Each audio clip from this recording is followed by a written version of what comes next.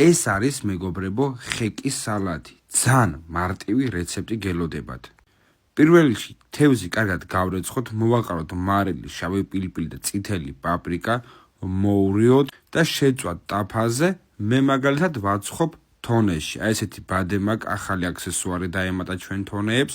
გამოვაცხოთ თონეში ზეთის გარეშე. რაც ეხება ამ თონეს დეტალური ინფორმაციისთვის უნდა დავურეკოთ 599 95 94 47 საკონტაქტო ნომერზე. ვინიც მეგობრებო ხეკი რატომ იყიდება თავის გარეშე დაწერეთ კომენტარებში. აი ესე გემრიელად შეიწვა თევზი. თანაბრად არის დაბრაწული ოქროსფერ კანამდე. ეხლა ნახეთ რას ვაკეთებთ.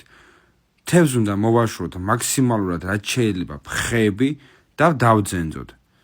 დადენძილ თევზს დავუმატოთ გატარებული ან წვრილად დაჭრილი ნიგოზი, ცოტა ქინძის სუნელი, ცოტა უცხო სუნელი.